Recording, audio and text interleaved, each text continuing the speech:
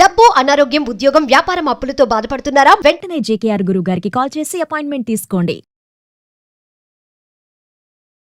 అమ్మ మామూలుగా ఎవరైనా సరే ఒక ఏజ్ వచ్చిన తర్వాత 20 ఏళ్ళ అమ్మాయి ఇలా ఉండాలి, 30 ఏళ్ళ అమ్మాయి ఇలా ఉండాలి, 40 ఏళ్ళ అమ్మాయి అలా మనం ఏజ్ వైజ్ చూసుకుంటే ఈరోజు మాత్రం ఖచ్చితంగా 50 ఏళ్ళు దాటిన స్త్రీ ఎలా ఉండాలి? ఎందుకంటే కొంతమంది సింగిల్గానే ఉంటారు, మాకు బాగుంది కదా, మాకు కాళ్ళు చేతులు బాగున్నాయి, ఎవరిపైన డిపెండ్ అవ్వాల్సిన అవసరం లేదని పిల్లల దగ్గరికి రాని పేరెంట్స్ చాలా మంది ఉన్నారు. 50 కానీ 60 కానీ 70 కాని వాళ్ళు కూడా రాకుండా ఉన్నారు. సో 50 దాటిన వాళ్ళు ముఖ్యంగా స్త్రీలు ఎలా ఉండాలి? 50 దాటిన వాళ్ళు 40 దాటిన ఇప్పుడు దాటిన అంటే మీరు అన్నట్టుగా 35-40 అయిపోతాయి మాత్రము. అంటే ఇప్పుడు వచ్చే మరి ముఖ్యంగా లేడీస్కి వచ్చే ప్రాబ్లమ్స్ ఏంటో మీకు కూడా తెలుసు, మనందరికీ తెలుసు. అమ్మాయిలకు అంటే పెద్దవాళ్ళు అయిన తర్వాత ఎటువంటి ప్రాబ్లమ్స్ వస్తాయో మనందరికీ తెలుసు అండి. కాబట్టి మీరు అంటే ఒక ఏజ్ లిమిట్ అంటే 40 ఏళ్ళు వచ్చిన తర్వాత కొంచెం ఓపిక ఉంటుంది, కొంచెం ఉంటుంది. సో 50 సంవత్సరాలు వచ్చిన తర్వాత కంపల్సరీగా నేనే నాకే అనేది మాత్రం కంపల్సరీగా ఉండాలండి ఆడవాళ్ళకి మాత్రం. ఇన్ని రోజులు అంటే నీ పెళ్ళైపోయి 22-23 సంవత్సరాలకు పెళ్ళైనప్పటి నుంచి 50-55 సంవత్సరాలు వచ్చిన తర్వాత నువ్వు ఒకరి కోసమే బతికావు. నీ ఫ్యామిలీ కోసం, నీ భర్త కోసం, నీ పిల్లల కోసం, నీ వంశం కోసం, అందరి కోసం బతికావే తప్ప నువ్వు నేనే అని ఎప్పుడు బతకలేదు కదా. చిన్న ప్రాబ్లమ్స్ వస్తే కూడా, హెల్త్ ప్రాబ్లమ్స్ వస్తే కూడా ఏముందిలే, పిల్లలకు చెప్తే హాస్పిటల్కి తీసుకెళ్తే వాళ్ళకి డబ్బులు ఖర్చు అయిపోతాయేమో, ఇది తగ్గిపోతుందేమో అని చాలామంది నిర్లక్ష్యం చేసి ప్రాణాల మీద తెచ్చుకున్న ఆడవాళ్ళని నేను చాలామందిని చూశాను. 55 సంవత్సరాలు వచ్చిన తర్వాత మళ్ళీ చెప్తున్నా నాకే ఓకే, ఇది నా కోసమే నేను ఉండాలి, ఇది నేనే అని మీరు అనుకున్నప్పుడు నేను అని మీరు అనుకోండి. నాకేంటి, నా భవిష్యత్తు ఏంటి, రేపొద్దున మూలబడితే ఏంటి అనేది కుటుంబ తాపత్రయం అనేది వదిలేసేయండి. 55 సంవత్సరాలు వచ్చిన తర్వాత మనకున్న పిల్లలు వాళ్ళు పెద్దవాళ్ళు అయిపోతారు, వాళ్ళ ఓన్ డెసిషన్స్ వాళ్ళు తీసుకుంటారు, వాళ్ళ సంసారం వాళ్ళకు ఉంటుంది. ఎంతసేపు వచ్చి నా పిల్లలు వాళ్ళకి సంపాదించి పెట్టాలనేది వదిలేయండి. వాళ్ళు ఇంకోటి ఏంటంటే మీరు సంపాదించి పెడితే వాళ్ళు తీసుకునే పరిస్థితుల్లో 80% 90% వాళ్ళు లేరు. వాళ్ళ లైఫ్ వాళ్ళకి ఇదివరకు ఏమిటంటే 18-19 సంవత్సరాలు రాగానే అమ్మ నువ్వు పెళ్లి చేసుకోగానే తలకాయ ఉంచుకొని తాళిబొట్టు కట్టించుకునే వాళ్ళు. ఇప్పుడు కాదండి, 30-32 సంవత్సరాలు అయిన తర్వాత కానీ ఒక ఇల్లు, ఒక కారు, ఒక బ్యాంక్ బ్యాలెన్సు, దాని తర్వాత అంత అయిన తర్వాత కానీ పెళ్లి చేసుకుంటున్నారు. మరి ఇప్పుడు వాళ్ళకి తెలుసు కదా వాళ్ళ భవిష్యత్తు ఏంటి, వాళ్ళంతా ప్లాన్ చేసుకున్నారు. మీరెందుకు ఈ ఏజ్లో ఎందుకు తాపత్రయపడతారు? అయ్యో మా అబ్బాయి ఇంకా ఆఫీస్ నుంచి రాలేదని ఒక పిచ్చి తల్లి ఎదురు చూస్తూ ఉంటుంది. వాడు అక్కడెక్కడో తినేసి వచ్చి ఉంటాడు, ఈవిడ మందులు వేసుకోకుండా ఎదురు చూస్తా కదా, తినేసి వచ్చి ఉంటాడు. మా అమ్మ అయ్యో నేను తినకపోతే మా అమ్మాయి ఎదురు చూస్తుందో, నేను వెళ్ళిపోవాలి అని కూడా అట్లీస్ట్ ఫోన్ చేసి కూడా అమ్మ నేను ఇక్కడ తినేస్తున్నానని చెప్పట్లేదు. ఎందుకంటే ఏదో పార్టీ ఉందని. ఎస్, వాళ్ళ ఫ్యామిలీ అది, వాళ్ళ అంటే సర్కిల్ అది అట్లాగే ఉంటారు. కాబట్టి పెద్దవాళ్ళు అయిన తర్వాత పిల్లల గురించి పట్టించుకోవడం మానేసేయండి. వాళ్ళ కోసం ఆస్తులు వద్దు. మరీ చెప్తున్నాను, మీ బ్యాంకులో అట్లీస్ట్ ఒక 3 లక్షల రూపాయలు మీకోసమే, ఇది అంటే మీరే సర్వహక్కులు ఉండేలాగా పెట్టుకోండి. మీకు అవసరం అయితేనే మీరు డ్రా చేసుకుంటే హక్కు పెట్టుకోండి.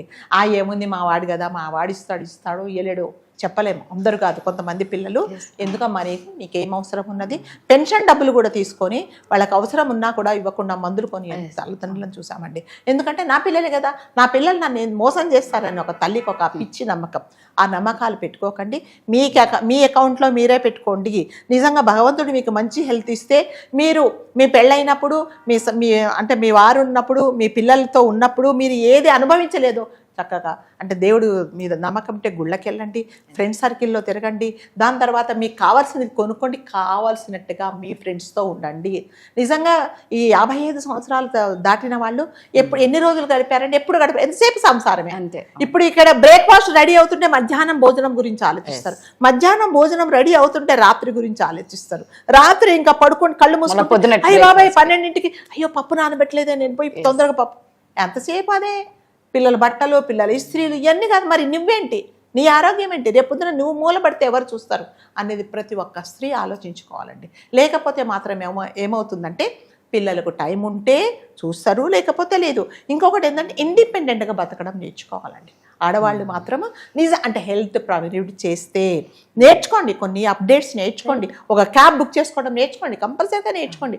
ఆ అకౌంట్కి వెళ్ళి మీ అకౌంట్ ఎట్లా డ్రా చేయాలో నేర్చుకోండి. తర్వాత ఆన్లైన్లో పేమెంట్స్ ఎలాగా అవి నేర్చుకుంటే పిల్లల మీద ఆధారపడకుండా ఉంటుందన్నమాట. ఎంతసేపు వచ్చి క్యాబ్ ఏమండి బయటకు వెళ్దాం, లేదండి మా అబ్బాయి రాలేదండి, నాకు క్యాబ్ బుక్ చేసుకోవడం తెలియదండి. వాడేమంటే అమ్మ ఇది కూడా రాదా నీకు అంటాడు. అంటే అతనికి టైము దొరికినప్పుడే నువ్వు వెళ్ళాలి. మరి నీ కోరికలు ఎప్పుడు చెప్పండి ఎక్కడికైనా వెళ్ళాలి అంటే. సో ఇవన్నీ కంపల్సరీగా నేర్చుకోండి, కొన్ని చిన్న చిన్న నేర్చుకొని మీ ఆరోగ్యం మీరు చూసుకోండి. కంపల్సరీగా ఇంటి గురించి, ఇంటి పిల్లల గురించి, మీ పిల్లల గురించి తాపత్రయపడకండి. మీకు ఏ చిన్న ప్రాబ్లం వచ్చినా ఈ కాలంలో 55 సంవత్సరాలు వచ్చిన తర్వాత చిన్న ప్రాబ్లమే రేపొద్దున పెద్ద ప్రాబ్లం అయ్యి డాక్టర్ అదేంటమ్మా నీకు ఈ ప్రాబ్లం ఎప్పటి నుంచో ఉన్నప్పుడు ఈ రోజు ఎందుకు వచ్చావు ఇప్పుడు ముదిరిపోయింది అన్నప్పుడు ఏం చేస్తారు? అప్పుడు మళ్ళీ పిల్లలు అంటారు అదేంటమ్మా కొంచెం ఉన్నప్పుడు చెప్పొచ్చుగా నువ్వు, ఇప్పుడు ఇదంతా అయిన తర్వాత ఎందుకు మేము అంటే మిమ్మల్ని తీసుకెళ్ళామా మేము హాస్పిటల్లో, మళ్ళీ వాళ్ళు మన మీదనే అంటారనమాట. కాబట్టి నేనే నా కోసమే నీ డబ్బుల మీద సర్వాధికారాలు మీరే పెట్టుకోండి. రేపొద్దున ఈ ప్రపంచంలో ఎవ్వరూ ఏమీ తీసుకెళ్ళరండి. మనం పోయిన తర్వాత ఏది ఉన్నా కూడా చిన్న దారంతో సహా అన్నీ వాళ్ళకే, మనం ఏమీ తీసుకెళ్ళాం అంతేనా. మీరు రాసినా రాయకపోయినా రేపు వీలునామా రాయకుండా మీ పిల్లలకే వస్తుంది. అది ఎవరు పక్కన వాళ్ళు తీసుకోరు. ఎందుకు వాళ్ళ గురించి తాపత్రయం? కొంతమంది నేను చూసానండి, ఒక ఫ్యామిలీలో పాపం అతనికి కిడ్నీ ప్రాబ్లం వస్తే మేము చెప్పాము అంకుల్ హాస్పిటల్కి వెళ్ళండి, వద్దమ్మా పిల్లలకు నేను చచ్చిపోతే ఈ అనవసరంగా పైసలు ఎందుకు అని చెప్పేసి దాచిపెట్టి రాష్ట్రకి 2 కిడ్నీలు పాడైపోయాడు. పిల్లలు అనుభవిస్తున్నారండి ఇప్పుడు కోట్ల ఆస్తులు. ఎందుకంటే పిల్లల కోసం నువ్వెందుకు అంత బలి కావాలి? అందుకని ప్రతి ఒక్కరికి నేను దయచేసి చెప్తున్నా, అంటే మగవాళ్ళు కానీ ఆడవాళ్ళు కానీ నా కోసమే, నా హెల్త్ కోసమే అనేది ఇంకెప్పుడు మన కోసం మనం ఎప్పుడు బతుకుతాం చెప్పండి? స్వార్థంగా బతకాలి. రేపొద్దు అంటే పిల్లలకు ఇవ్వకుండా ఏం చేస్తాం చెప్పండి? పోయిన తర్వాత ప్రతి ఒక్కటి పూచిక పుల్లతో సహా పిల్లలకే వస్తుంది. మీరు వీలునామా రాసినా రాయకుండా లీగల్గా వాళ్ళే మీ పిల్లలు, వాళ్ళకే వస్తుంది. భార్యకు వస్తుంది, పిల్లలకు వస్తుంది. భార్య పోతే భర్త ఆస్తులన్నీ వాళ్ళకే వస్తాయి. ఇంకెందుకు చెప్పండి ఈ తాపత్రయం? ఇంకా ఒక బిల్డింగ్ కట్టాలి, ఇంకొక ఫ్లాట్ కొనుక్కోవాలి, ఇంకొక స్థలాలు కొనుక్కోవాలి, పెన్షన్ డబ్బులన్నీ ఆ పెన్షన్ డబ్బులతో కూడా మళ్ళీ కొంటారు వీళ్ళు. అందుకని అసలు వాళ్ళు వెళ్ళిపోయినా కూడా ఎంతెంత ఉంటుందో వాళ్ళ పర్సులలో కానీ, అవునండి చాలా దాచుకుంటారు, డబ్బాలలో కానీ, బీర్వాలు వాళ్ళ బట్టల కింద కానీ, పిల్లల కోసం, మనవాళ్ళ కోసం, మనవరాళ్ళ కోసం వీళ్ళ డబ్బులు వీళ్ళ మందులు వేసుకోకుండా ఇప్పుడు ఈ యంగ్స్టర్స్ అందరి వాళ్ళ భవిష్యత్తు వాళ్ళు చూసుకుంటున్నారండి. తప్పకుండా వాళ్ళకి ఇప్పుడు ఫైనాన్షియల్ ప్లానింగ్ మనకంటే అంటే పెద్దవాళ్ళకన్నా పిల్లలకే బాగా తెలుసు అండి. వాళ్ళు అన్ని ప్లాన్ చేసుకున్న తర్వాత, ఒక ఇల్లు కొనుక్కున్న తర్వాత, ఒక బ్యాంక్ బ్యాలెన్స్ ఉన్న తర్వాత, ఒక కారు కొనుక్కున్న తర్వాత పెళ్లి చేసుకుంటున్నారు. మరి మా అప్పుడు పెళ్లిళ్ళు చేసుకోవాలి అంటే చెప్పగానే చేసుకున్నాం అంతే. ఆడికి ఉద్యోగం ఉందా, పాడుందా, ఇంకొకటి ఉందా ఏమీ తెలియదు, మాకు చేసుకున్నాం. కానీ ఇప్పుడు చేసుకోవట్లేదు. నిజంగానే ఇది మంచిదే. మరి అట్లాంటి పిల్లల కోసం మీరెందుకు అంత తాపత్రయపడతారు?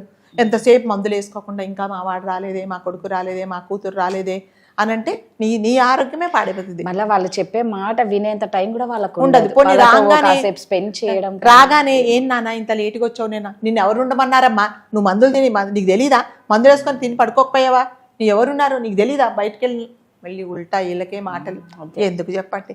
అందుకని దయచేసి ఒక ఏజ్ వచ్చిన తర్వాత తప్పకుండా మీకోసమే మీరు బతకండి. ఇంకా ఎన్ని రోజులు ఉంటామో తెలియదు. ఇది వరకు లాగా 100 సంవత్సరాలు ఎవరు గ్యారెంటీ 50కే లేదు. అందుకని మీ స్వార్థం కూడా మీరు చూసుకో. మీ పిల్లలకు కంపల్సరిగా తల్లిదండ్రులుగా మనదే బాధ్యత. కానీ ఫస్ట్ ఒక ఏజ్ వచ్చితే నేను అనుకున్న తర్వాత పక్క వాళ్ళ కోసం ఆలోచించండి. మీరు అన్నది కరెక్ట్ అమ్మా. స్వార్థంతో మాత్రం ఖచ్చితంగా బతకాలి. ఆ ఏజ్ వచ్చిన తర్వాత వాళ్ళకు పెళ్ళైనప్పటి నుంచి వాళ్ళ జీవితాన్ని ధార పోస్తూనే ఉన్నారు. అనవసరంగా కొడుకు కోడల మధ్యలో కల్పించుకోవడము, లేకపోతే అల్లుడు కూతురు మధ్యలో కల్పించుకోవడము, ఇవన్నీ అడగకుండా సలహాలు ఇవ్వడం, ఇవన్నీ ఎవరు వినట్లేదండి. ఇప్పుడు ఎవరు సలహాలు వింటున్నారు? నేను ఎవరు అడిగారమ్మా, మేమేదో కొట్లాడుకుంటున్నాము, కొడుకు కూడా ఒక మాట అనుకుంటే ఇప్పుడు మధ్యలోకి వెళ్ళిపోద్ది. ఏమైందంటే నీకెందుకమ్మా మేమేదో అనుకుంటున్నాం అంటున్నారు. వీళ్ళకెందుకు? అందుకనే ప్రతి తల్లి తండ్రి కూడా నేను చెప్తున్నా, వాళ్ళు అడుగుతేనే మీ సలహా ఇవ్వండి, లేకపోతే నాకు తెలియదు బాబా అని ఊరుకోవాలి అంతే. Thank you.